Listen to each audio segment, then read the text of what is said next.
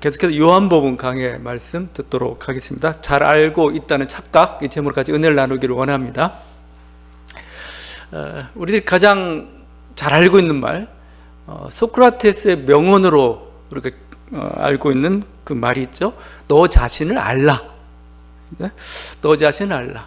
뭐 대표적인 우리가 경구라고 할 수가 있을 겁니다. 명언. 그런데 이 말은 소크라테스가 처음으로 했던 말이 아니랍니다. 원래 그 그리스 델포이라는 곳이 그 신탁으로 굉장히 유명한 곳이죠. 거기 아폴론 신전이 신탁으로 굉장히 유명한데 그 신전 입구에 기록되어 있던 말이 이 너 자신을 알라, 이 말이었다고 합니다. 이 델포이라는 곳에는 그 사람들이 신의 뜻을 알기 위해서 이렇게 많이 찾아옵니다. 근데 뭐 오는 대로 그냥 가르쳐 주는 게 아니고 가려면 굉장히 어떤 정결해야 됩니다. 여러 가지 정결 의식들도 있고 또 헌신의 과정들을 거쳐야 됩니다. 그러고 나서 이제 딱 신탁이 주어지는데 그때 만약에 뭐가 안 맞는다, 뭐 한 달 후에 다시 와야 됩니다. 또 이런 식으로 해가지고 쉽게 주어지지 않습니다. 근데 물으면 이제 무녀들이 신의 뜻을 알기 위해서 황홀경 속에 들어갑니다. 황홀경 상태에서 어떤 예언을 합니다. 근데 예언은 주로 어떤 거냐면 쉬운 거였어요. 먼저는 예스냐 노냐예요. 제가 이렇게 하오리까 저렇게 하오리까 물어보면 예스냐 노로 이렇게 대답이 옵니다. 여기 그런 식의 답변만 있는 게 아니고 알쏭달쏭한 말들이 많죠. 이게 승리한다라고 했는데 내가 승리하는 건지 적이 승리하는 건지 모르는 승리한다, 뭐 이런 식으로 나오는지, 아니면 오늘 말씀처럼 짧은 경구가 주어졌다는 겁니다. 너 자신을 알라. 이게 그 헬라어로 그노티세 아우톤, 아주 짧은 경구인데 무녀들이 황홀경 속에서 나오는 말입니다. 이게 그런 게 실제 그 아폴론 신전에는 이 말 외에도 다른 말들, 다른 좋은 경구들이 많습니다. 뭐 지나치지 않게 해라, 뭐 이런 거, 친절해라, 친구를 사랑해라, 신을 따르라, 뭐 이런 경구들, 아주 짧은 한 두 마디 정도의 짧은 경구도 이렇게 주어졌다고 합니다. 제가 이 말씀을 드리는 이유는 너 자신 알라, 이게 단순히 어떤 뭐 철학적 교훈이냐, 아니면 뭔가 처세술이냐, 아니면 뭔가 우리의 어떤 신중한 도덕을 위해서 중요한 거냐, 그 정도 차원이 아니라는 겁니다. 이게 신탁이라고 생각한다면 여러분은 어떻게 생각하냐면 불교의 화두 정도 생각해야 됩니다. 이건 불교 화두. 마치 막 뒤통수를 치는, 번개가 치는 듯한 답이 거기에 주어져 있는 겁니다. 충격적인 소리죠. 사실 그렇습니다. 어떤 그 문제는 결국 자기에게 있는 것도 우리가 깨닫게 돼요. 자기, 내가. 그리고 이 자신을 아는 것이 사실은 지금 내가 여러 가지 문제가 있는데 문제 해결의 사실은 근본일 때가 있습니다. 거기에 답이 있을 때가 있어요. 내가 누군지, 내 역할이 무엇인지, 내 위치가 무엇인지, 아니면 내가 할 수 있는 게 뭐고 할 수 없는 게 무엇인지. 주로 너 자신을 알라라고 할 때는 그냥 네 꼬라지를 알라, 이런 말이나 마찬가지입니다. 너는 유한한 인간이야, 이거요. 유한한 인간임을 깨달아라. 뭐 그런 것들, 아니면 신의 뜻을 받아들이라, 뭐 이런 뜻도 될 수도 있죠. 이게 욕심인지 정당한 희망인지, 이게 하여튼 너 자신을 알라라는 말씀이 다 담겨져 있는 겁니다. 이거에 대해서 이렇게 답을 할 수 있다면 어떻게 보면은 그 우리 문제에 대해서 어떻게 보면 해결을 뭐 얻을 수 있다, 이렇게 볼 수 있을 겁니다. 이 말과 관련돼 가지고 소크라테스의 말이 되었던 여러 가지 과정들이 있었는데, 이 델포이 신탁을 찾아갔던 사람 중에 소크라테스 친구가 있었습니다. 소크라테스 친구가 가가지고 온 그리스에서 가장 현명한 사람이 누구냐라고 물어봤어요. 답이 소크라테스다고 나왔습니다. 자기 친구니까 아우 대단하다, 뭐 역시 소크라테스 대단해. 소크라테스의 변명에 보게 되면은 자기가 왜 현명한지에 대해서 자기가 변명합니다. 소크라테스가. 왜냐하면 내가 왜 현명하냐, 나는 모른다는 사실을 알고 있기 때문에 현명하다.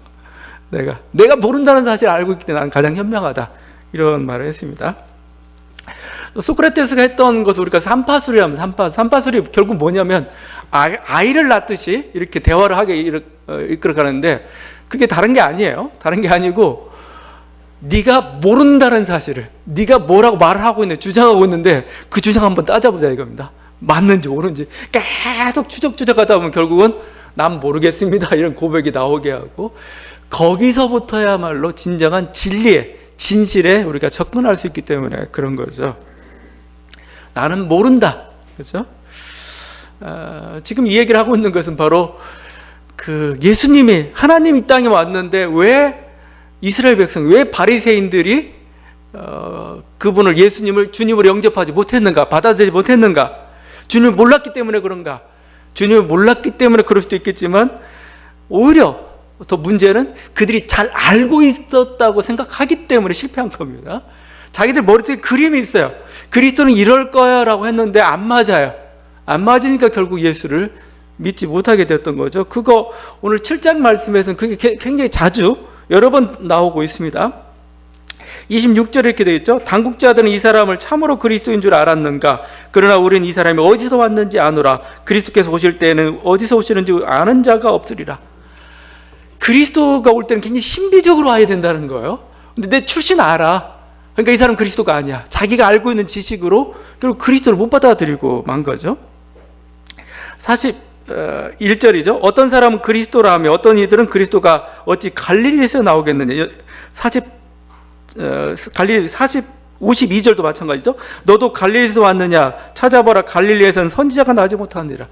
갈릴리라는 곳은 그렇게 좋은 땅이 아니야.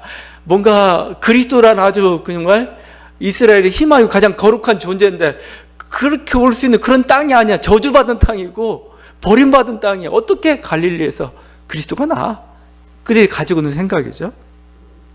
47절입니다. 바리새인들이 대답하되 너희도 미혹되었느냐?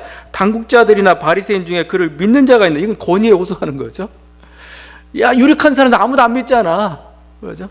자기들이 가지고 있는 지식, 경험, 그것 가지고 지금 진리를 판단하려고 하니까 진리를 수용을 못하게 되는 일인 거죠. 자기가 뭔가 알고 있다고 생각하고 있기 때문에 사실은 진정한 알매, 진실이 못 들어가는 겁니다. 우리는 이 착각들을 깨야 되는 거죠. 예전에 오카는 목사님 살아계실 때 사랑의 교회 거기 제자훈련 세미나 같은 걸 합니다. 그때는 워낙 인기가 있어가지고 한 5분 만에 몇백 명씩 하는데 가격도 만만치 않은데 사람들이 밀리고 그랬습니다. 그때 오카는 목사님 했던 말이 좀 기억이 나요. 그 중에 하나가 뭐냐면은 자기는 제자훈련을 하는데 교회에서 50세 이상은 안 시킨다는 거예요. 그래서 왜 50세 이상은 안 시킵니까? 그랬더니 다른 사람 말을 듣지 않는다는 겁니다. 변하지 않는다는 거, 변하지 않는다는 거. 아무리 가르쳐도 변하지 않으니까 그냥 자기 50세는 않는다. 진짜 그런지 모르겠는데 하여튼 그런 말을 했습니다. 근데 저도 그래요. 저도 느끼는 게 여러분들 설교를 수십 년씩 듣고 그랬을 겁니다. 근데 여러분 자신을 바라봐도 그렇고 내가 여러분 자신을 바라봐도 별로 변한 것 같지가 않아요. 그냥 자기 좋은 말만 듣지 싫은 말을 안 들어요. 그러니까 자기가 생각하는 기준이 있는 거죠. 그게 꽉 차가지고 도무지 들려오지가 않아요, 이게.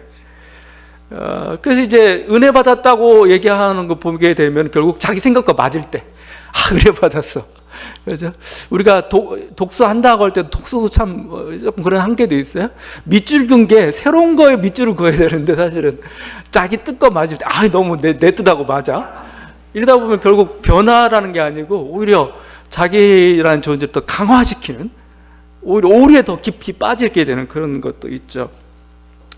제가 이렇게 얘기하는 게 사실 우리나라 이게 심각한 문제이기 때문에 그렇습니다. 세대 간의 갈등으로 나타나기도 하지만 우리나라 문맹률이라는 게 있어요. 문맹률. 여러분 실질 문맹률이 있고 실질 문맹률이 있습니다. OECD 전체 회원 대상으로 이렇게 조사하는 게 있습니다. 근데 문맹률, 실질 문맹률 꼴찌가 우리나라예요. 실질 문맹률 75% 잡고 있습니다. 이 통계가 어떻게 나오는지 조금 저도 궁금하기도 한데, 이런 문맹률 할 때 나는 글자 읽어. 나는 간판 다 읽고 글자 다 읽어. 이건 문맹률인데 그냥 그걸 원래 문맹률이라고 하죠. 그걸 큰 1%도 안 돼요. 다 글자는 읽어요. 근데 실질 문맹률이라고 할 때는 뭐냐면 문장을 읽는 겁니다. 문맥을 읽는 거죠. 이 글을 다 읽고 나서 무슨 뜻인지 아는가 이거예요. 이게 실질 문맹률입니다. 예컨대 그 약 사용 설명서를 쫙 읽어줘요. 딱 읽고 난 다음에 자, 어떻게 약을 먹어야 됩니까? 라고 알아야 되잖아요. 근데 모른단 말입니다. 실제 그래요. 몰라요. 읽고 나서 무슨 말인지 모르기도 하고 귀찮아요. 네가 설명해줘.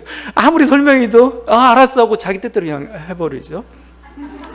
이게 젊었을 때는 그래도 책이라도 좀 읽으니까 괜찮은데 나이 들수록 굉장히 심각한 문제가, 그래서 실질 문맹률이라고 표현하는데 75%가 나온다. 그래서 그럼 100명 중에 75명이 해독을 못한다는 얘기인가? 하여튼 그게, 그래서 그 이후로 나왔던 게 평생교육이란 말이 나오기 시작했어요. 너무 심각해가지고 우리나라가 평생교육, 평생대학이란 말을 자꾸 사용하기 시작했던 이유 중에 하나가 바로 그거였는데, 하긴 그래요. 뭐 TV에 뭐 정치 토론이나 아니면 기자들이 질문하고 글 쓰는 거 보게 되면 한심한 수준이에요. 이건 자기 말 반복하는 거지 대화가 아니에요. 대화는 상대방의 말을 듣고 거기에 대해서 자기의 의견을 얘기하는 이런 거잖아요. 상대 말이 무슨 말인지 이해하려고도 않고 이해하지도 못해요. 그냥 자기 말만 자꾸 반복하고 이러니까 짜증이 나죠, 막 이렇게. 그리고 우리도 보다가 자기 편이 말할 땐 좋아하고 아닐 땐 이렇게 싫어하고. 자, 그래서 어떻게 보면 우리가 지식이라는 것, 진리라는 것에서 가장 중요한 게 뭐냐? 그래서 저는 겸손함이라고 합니다. 겸손함은 뭐예요? 나는 모른다는 거잖아요. 나는 모른다. 배우겠습니다. 듣겠습니다. 그리고 열린 마음이죠. 듣고 생각해 보겠습니다. 이거죠. 그랬을 때 우리가 언제나 그 진리 가운데 들어갈 수가 있다는 겁니다. 이 마음을 갖지 못한다면은, 우리가 이 겸손함과 열린 마음을 갖지 못한다면은 우리 신앙도 굉장히 큰 문제가 부딪힐 때가, 문제에 직면할 때가 있을 겁니다. 자기가 믿는 예수는 그냥 청년 시절의 그 예수예요. 그냥 어떻게 보면 자기는 뭐 좋은 추억 가운데 있을지 모르겠지만 죽은 예수예요. 죽은 예수. 그냥 거기에 고정되어 있는 그런 예수입니다. 예수님 살아계신 분이잖아요. 예수님은 무한하신 하나님이잖아요. 여러분의 생각과 사고틀로 그거 다 예수를 담을 수가 있어요? 아니죠. 담기 어려운 그런 존재죠. 근데 뭐요? 자기 경험 하나로 그때는 정말 뜨겁고 좋았죠. 근데 그게 몇 년 가도 그냥 그대로예요. 그래요. 그래서 제가 젊은 시절에 담임 목사님 성기신 이분은 맨날 간증이 전도사 때 간증밖에 없어요. 60년대, 70년대 간증. 그 이후로 그냥 실종이 돼버려. 우리들도 사실은 그럴 수도 있어요. 새로운 예수를 만나지 못하고 있어요. 그게 우리들의 모습이죠. 우리 다시 한번 우리들에게서 열린 마음이라는 거 좀 필요합니다. 그렇지 않고는 우리 붙잡고 있는 것 어떻게 보면 죽은 예수만 지금 붙잡고 있는, 결국 죽은 예수를 붙잡고 있으면 산 예수가 왔을 땐 죽여버려요. 산 예수를 죽여버려요. 이게 안 맞다는 거예요. 자기 기준에. 바리새인들이 했던 그 일입니다. 그래서 오늘 말씀에서는 진리를 추구하는 데 있어서 정말 한계가 뭔지, 방해거리가 뭔지, 어떻게 우리를 온전히 진리의 길에 이룰 수가 있는지를 말씀이 얼핏 좀 보여주고 있어요. 첫 번째 우리가 봐야 될 게 이 권위의 우상이라는 겁니다. 권위의 우상. 우리가 진리를 추구하는 데 있어서 이 권위의 우상을 깨트려야 돼요. 그렇지 않고는 진정한 진리로, 진정한 하나님을, 진정한 예수를 만나기가 어렵다는 겁니다. 거기 이렇게 되어 있죠. 예수를 메시아를 믿으려는 그 사람들이 있었어요. 그러니까 바리새인들이 그들을 찍어 누르는데 어떻게 누르냐면은 거기 47절이죠. 바리새인들이 대답하되 너희도 미혹되었느냐? 당국자들이나 바리새인 중에 그를 믿는 자가 있느냐? 야, 권세 있는 자들 중에, 힘 있는 자들 중에, 부자 중에, 엘리트 소위 교수나 대학 뭐 출신 그 사람 중에 예수 믿는 사람 있어? 뭐 그렇게 나오죠. 그 권위죠, 권위. 그러면 이제 일단 그 말을 들으면 우리가 주눅이 들죠. 저렇게 똑똑한 사람도 안 믿는데 우리가 어떻게? 이게 바로 권위를 빙자한 그런 거죠. 그러면 이제 기가 죽는 거죠.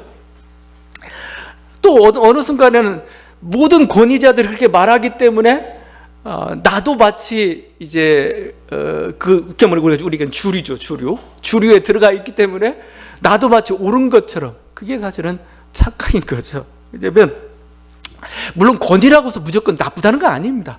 권위는 제가 얘기했지만 한때는 옳았어요. 한때는 왜? 우리들은 그런 권위나 교리를 통해 가지고 그렇게 보는 방식을 통해서 세계를 이해했거든요. 세계를 이해하고 잘 설명해 줬어요. 그대로만 나가면 우리는 온전히 진리의 길로 갈 수가 있었고 괜찮았습니다. 그런데 이게 시간이 흐르기 시작하면 때가 묻어요. 굳어지기 시작하고 또 뭐예요? 이게 기득권이라는 게 항상 생기기 마련입니다. 그게 이제 그 유명한 그 패러다임 시프트란 말, 패러다임이란 말을 쓰고 있잖아요. 이건 과학계에서도 일어난 일이에요. 과학에서도 뭔가 이렇게 처음엔 잘 설명을 했어요. 고전역학으로 잘 설명이 됐는데 그걸로 설명이 되고 참 모든 교과서 그렇게 쓰여졌고 그런 학계도 생겼고 막 그랬습니다. 그러다가 갑자기 이제 고전역학을 뛰어넘는 뭔가 어떤 우리가 설명할 수 있는 현상들이 막 생기고 우리식으로 따지면 계시라고 볼 수도 있겠습니다. 그걸 다시 설명할 수 있는 틀이 필요해요. 아인슈타인 같은 사람이 나왔던 건데 기존 학계 그걸 못 받아들이는 거예요. 그걸. 그래서 거기서 싸움이 일어나죠. 다툼이 일어나죠. 이게 기득권이라는 게 사실은 무섭습니다. 우리 학회가 있는데 우리 뭐 이렇게 먹고 살고 있는데 갑자기 와가지고 아무리 그게 진리더라도 뭐요? 내 밥벌이는 난 어떻게 차버릴 수 없어. 그래서 어떻게 보면 우리는 권위라는 항상 의심을 해봐야 됩니다. 이게 정말 하나님 말씀이 맞는 건가? 하나님 뜻인가? 우리가 항상 묻고 그래야 전 교리도 그렇다고 봐요. 교리라는 것도 처음에 우리 신앙을 잘 이끌어왔던 거지만 어느 순간에는 뭐요? 그건 죽은 것이 될 때가 있습니다. 딱딱한 것이 될 때가 있습니다. 뭐죠? 근데 우리 하나님은 살아계신 분이잖아요. 또 새로운 환경 속에서 새로운 모습으로 자기를 계시하고 계시잖아요. 우리는 그분을 쫓아가야 되는 겁니다. 다른 교리를 쫓아가서는 안 되는 거죠. 제가 선불교 얘기나 불교 얘기들을 많이 하는데 오늘 또 좀 많이 할 겁니다. 그 임재선사라는 분이 했던 말, 참말은 전 좋습니다. 진리를 찾아가는 자의 태도가 어떻게 되느냐 알았을 때 임재선사라는 그 선불교의 거의 굉장히 대가죠. 그분 이런 얘기했습니다.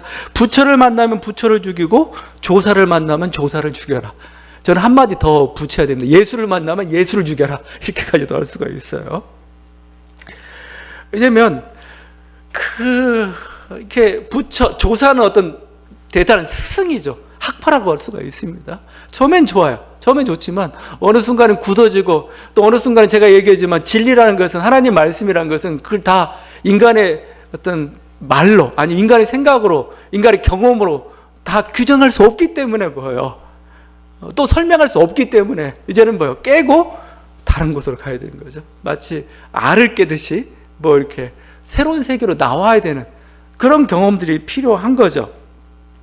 근데 막 주구장창 옛날 것만 옳다고 이렇게 붙잡고 있으면 이게 바로 뭐예요? 바리새주의가 돼버리는 거죠. 바리새인들이 처음부터 나빴겠습니까? 바리새인들이 하나님을 안 믿었겠습니까? 바리새인들이 거룩의 길을 안 갔습니까? 갔던 사람들이고 그게 옳다고 계속 목숨까지도 바쳤던 그 사람입니다. 그러나 그 새롭게 어떻게 보면 그리스도는 어떻게 보면 이 공중에 뜨인 돌과 같은 존재입니다. 인간이 가지고 있는 또 어떻게 보면 정말 인간화된 그 세계 속에서 뭐죠? 참된 하나님에 대해서 다시 한번 깨트리면서 우리 세계에 들어오신 분이에요. 그분 앞에서 뭐죠?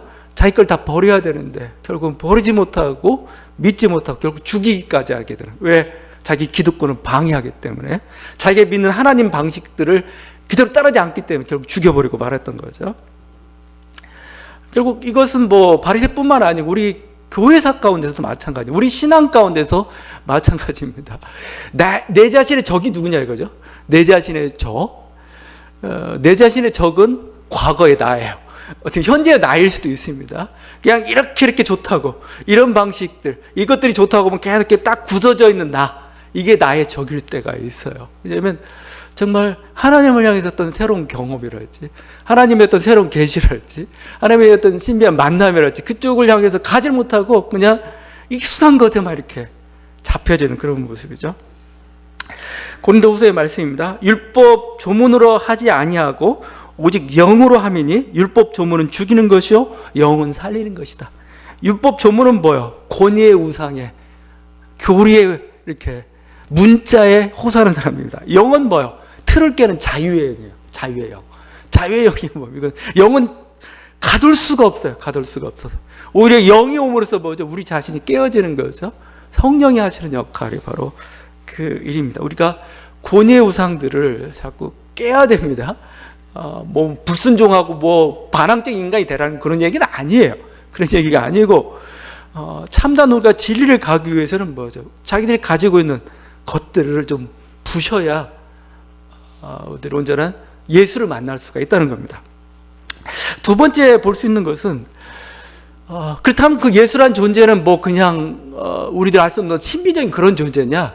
그렇지 않습니다. 그렇지 않고 예수는 말 속에 있습니다. 이 말씀 속에 예수가 있습니다. 하나님이란 분이, 하나님이 그냥 멀리 있고 우리들이 막 뭔가 이렇게 붙잡기 어렵고 그런 존재가 아니고 말씀 속에 하나님이 계시다는 겁니다. 말이란 건 뭐 제가 하는 말이 말입니다. 이 말 속에 하나님이 계시다는 거, 이게 놀라운 지금 요한복음의 선언이고 그렇죠. 거기 보면은 46절에 그 하속들이 예수님을 잡으러 갔습니다. 잡으러 갔는데 다시 돌아왔어요. 왜 돌아왔느냐라고 하니까 이렇게 얘기합니다. 아랫 사람들이 대답하되 그 사람이 말하는 것처럼 말한 사람은 이때까지 없었습니다. 말을 들어보니까 뭐예요? 이거 정말 그리스도 같아. 저는 여기에 놀랍다. 내가 이 사람의 출신을 몰라요. 내가 이 사람이 누군지 몰라요. 근데 말을 들으면 알 수가 있어요. 말을 들으면 이 사람이 진짜인지, 이 사람이 가짜인지, 이 사람이 진리를 담고 있는지 아닌지, 이 말이 가지고 있는 놀라운 그 신비라고 볼 수가 있습니다. 근데 사람들은 그 말을 평가할 줄 몰라요. 판단할 줄 몰라요. 말을 판단할 줄 못하고 말을 그대로 그 진실성을 판단할 수 있는 능력을 상실해버리고 말았습니다. 제가 자꾸 그 얘기하는 거지만 동물하고 인간하고 여러 가지 차이점이 있지만 인간은 자꾸 생각이란 게 있어요. 생각이란 게 있어가지고 진실을 진실대로 못 받아들여요. 진실을 진실대로. 그러니까 사물을 있는 그대로. 제가 여러분을 딱 보는데 여러분을 다 보는 게 아니에요. 오랜만에 왔네, 관심이 뭐 이런 식으로 해가지고 한 사람이 집중해서 보게 됩니다. 그러니까 못 보는 게 생겨버려요. 눈으로는 다 들어왔는데 보는 게 있고 못 보는 게 있고 그렇습니다. 그 사실 진실을 그대로 받아들인 거 아니죠. 나의 경험과 나의 생각으로 받아들인 거죠. 근데 동물은 다 받아들여요. 그러니까 그대로 흡수가 돼요. 흡수가 돼서 보여요. 여가 뭐가 있고. 그래서 그 테스트를 해봅니다. 원숭이. 근데 원숭이가 더 잘해요. 이게 숫자 놓고 숫자 찍기 하는 거죠. 인간은 못해요. 인간은 생각하다 그냥 싹 지나가 버리는데 걔들은 싹 들어와요. 그냥 이렇게. 제가 이 얘기를 하는 것은 결국은 말씀이 있고 말씀 속에 진리가 있습니다. 그래서 우리 예수 그리스도는 자기 자신의 이름 그냥 말씀이라고 하죠. 하나님의 말씀입니다. 이 말씀 속에서 우리 하나님을 발견할 수가 있어요. 근데 그 발견할 수 있는 그런 능력들을 우리는 잃어버렸죠. 그게 어떻게 보면은 왜 그럴까? 거기 이렇게 얘기하죠. 그리스도는 말을 보면 분명히 그리스도인지 알 수가 있는데 이렇게 얘기하죠. 그리스도는 다윗의 씨로 또 다윗이 살던 마을 베들레헴에서 나오리라 하지 아니하였느냐. 이 생각이 말을 평가를 못한 겁니다. 그 말의 진실성을 평가하고 그리스도는 이런 사람이어야 되는데 라는 생각이 있기 때문에 보여. 그리스도의 말을 보면서도 그 말에 가지고 있는. 근데 사람들은 느끼죠. 하속들은 느꼈어요. 말이 달라. 이건 권세 있는 세계원이야 라면서 알 수가 있는. 여러분에도 그런 능력들이 있습니다. 근데 못 봐요. 못 보는 이유가 문맹이기 때문에 못 볼 수도 있고 너무 이해관계가 너무 자기 생각이 강하면은 말의 진실성을 파악을 못합니다. 말씀을 통해서 우리는 진리를 보지 못해요. 하나님은 지금도 우리들에게 말씀한다라고 하고 있죠. 근데 왜 우리는 그런 못 듣습니까? 결국은 자기 생각이 너무나 압도적으로 강하니까 결국 그 소리를 못 듣고 있을지 모르고 있어요. 내 속에서도 분명히 뭔가 말이 들리고 있어요. 소리가 들리고 있습니다. 뭔가 그건 고민하는 소리가 될 수도 있고 답을 제시하는 소리도 될 수도 있고 그렇습니다. 우리는 그걸 그냥 성령의 음성이라고 표현할 수도 있죠. 왜 못 듣습니까? 너무 생각이 강해가지고 자기 생각이 강해서. 저는 저 같은 사람도 좀 성령 받기가 쉽지가 않아요. 왜냐하면 저는 굉장히 이성적인 사람이라서 자꾸 판단해요. 왜냐하면 이성이라는 게 좋은 방향으로 쓰이는 게 아니고 자기 기준이랄지 틀이 너무 완고하니까 이렇게 잘 흡수가 안 되는 그런 모습이죠. 우리 하나님 말씀이 하나님입니다. 그러다 보니까 뭐 책을 읽고 이 글 속에서 뭔가 진리를 발견하는 데 있어서 좀 떠올랐던 게 이 무수의 뿌리라는 표현이었어요. 갑자기 이 말씀을 묵상하면서 이것도 불교에서 쓰는 말이죠. 우리가 불교에서 수도하는 과정을 용맹정진이라는 표현을 씁니다. 마치 투사가 싸움하는 것처럼. 바울도 똑같이 했죠. 향방 없는 싸움이 아니라고, 이렇게 달려간다, 전력질주한다, 이런 표현을 쓰고 있는데, 이걸 무소의 뿔로 표현하고 있습니다. 무소의 뿔. 무소의 뿔처럼 혼자서 가라. 그 유명한 말이 되었죠. 이게 불경 중에서 최초의 불경이라는 수타니파타라는 그런 경에 있는데, 여러 가지 교훈들을 주고 그 마지막 말이 무소의 뿔처럼 혼자서 가라. 무소의 뿔처럼 혼자서 가라. 이런 표현을 쓰고 있어요. 몇 구절만 읽어보겠습니다. 만남이 깊어지면 사랑과 그리움이 생긴다. 사랑과 그리움에는 고통이 따르는 법. 사랑으로부터 근심 걱정이 생기는 줄 알고 무소의 뿔처럼 혼자서 가라. 세상의 유희나 오락 또는 쾌락에 젖지 말고 관심도 갖지 말라. 꾸밈없이 진실을 말하며 무소의 뿔처럼 혼자서 가라. 아내도 자식도 부모도 재산도 곡식도 친척이나 모든 욕망까지도 다 버리고 무소의 뿔처럼 혼자서 가라. 소리에 놀라지 않는 사자처럼 그물에 걸리지 않는 바람처럼 진흙에 더럽히지 않는 연꽃처럼 무소의 뿔처럼 혼자서 가라. 이게 지금 전투를 얘기하고 있는, 전쟁을 얘기하고 있는 게 아닙니다. 진리의 길. 이건 독서에도 관련이 됩니다. 여러분이 말씀을 읽을 때도 필요한 걸 수도 있어요. 말씀을 읽을 때. 왜냐하면 말씀 속에 진리가 계시되고 하나님이 계시되어 있는데, 이 하나님을 만나기에 너무 방해거리가 많아요. 근심, 걱정, 염려, 아니면 일에 듣는 여러분의 생각들, 이성적인 생각, 이거 장애물이 너무나 많아요. 장애물도 많아가지고 이걸 돌파하고 가야 됩니다. 말씀의 핵심까지 들어가려면.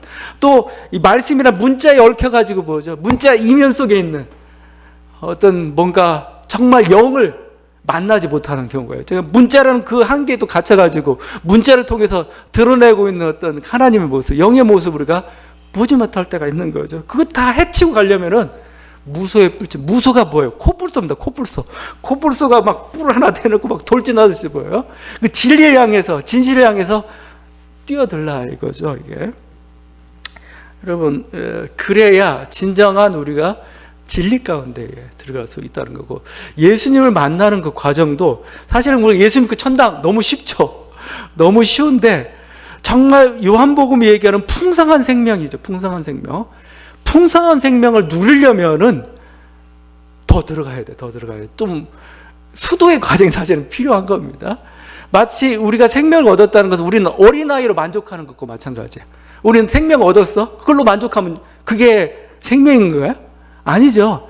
자기가 생각하고 누리고 감사하고 뭔가 이렇게 일하고 뭔가 하면서 그걸 어른이 돼가지고 느끼는 그거 있잖아요. 그게 풍성한 생명이잖아요. 그냥 어린아이인데 생명만 주어졌던 그거 뭐예요, 그거? 그 생명을 누리지 못한다면은 우리가 풍성한 생명이라고 하죠. 그게 뭐예요? 바로 예수 그리스도를 그 진리를 찾아가는 데 있어서 우리들이 무소의 뿔처럼, 코뿔소의 뿔처럼 뭐죠? 가야 돼요. 왜냐하면 거기에 생명인데도 불구하고 장애물들이 너무나 많아요. 장애물들이. 그 장애물을 뚫고 들어가야 되는 거죠. 거기 하나님이 계시기 때문에. 근데 우리의 희망은 있죠. 왜냐하면 하나님은 저 먼 곳에 계신 게 아니고 말씀 속에 계시다는 겁니다. 우리는. 거기서 하나님을 찾아가는 거죠. 마지막으로 볼 거는 이제 진리는 결국 행함으로 증명이 된다는 거죠. 거기 니고데모가 이렇게 합니다. 그리스도를 거부하는 바리새인들에게 했던 말이죠. 51절입니다. 우리 율법은 사람의 말을 듣고 그 행한 것을 알기 전에 심판하느냐?